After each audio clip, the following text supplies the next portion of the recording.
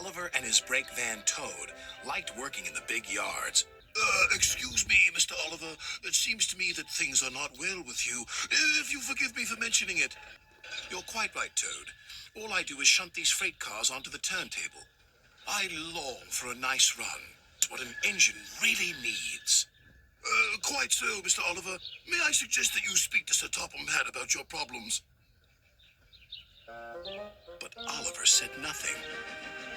He just grew unhappier, and he was rough with the freight cars.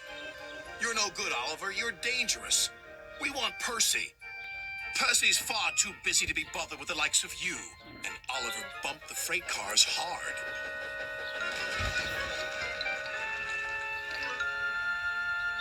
You silly engine, shouted a workman. It'll take a long time to repair this turntable, which will cause confusion and delay.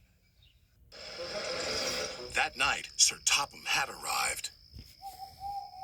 Oliver, you have caused confusion. I thought you could control freight cars. You shall work the mail train for a while. Maybe the night air will clear your smoke box. Yes, sir. Sorry, sir, said Oliver sadly. Cheer up, old chap, said his driver. The mail train run is a grand run for a fine engine like you. Yes, sir. Sorry, sir, said Oliver sadly. Oliver smiled, but he still felt he had let everyone down. His driver took them along the coastal run with the mail train. The fresh air couldn't help but brighten Oliver's spirits.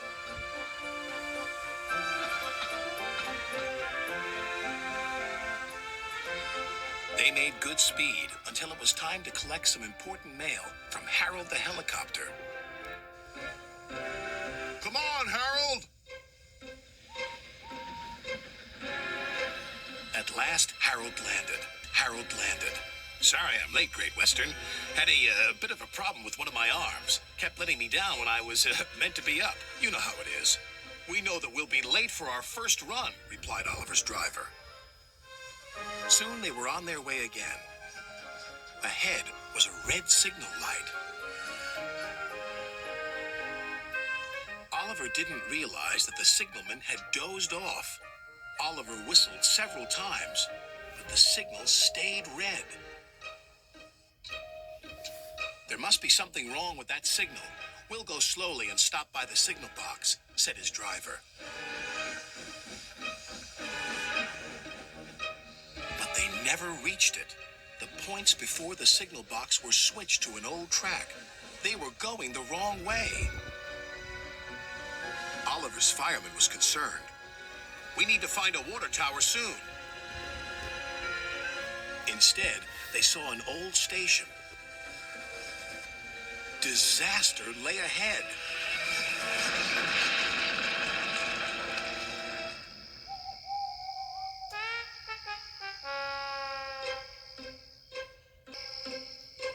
Meanwhile, Sir Topham Hatt was worried.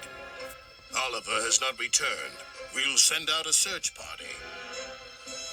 Soon he was high in the sky with Harold.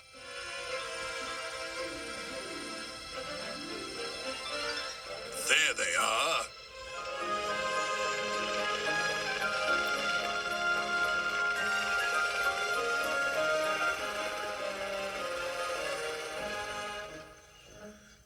It wasn't Oliver's fault, sighed the driver. I'm aware of that. I'm just glad to see you are all safe. Then he saw something. It was an empty old house beside the station. He went to inspect it.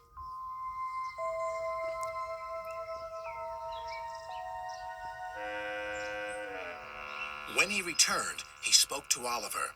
You have found another attraction for our island.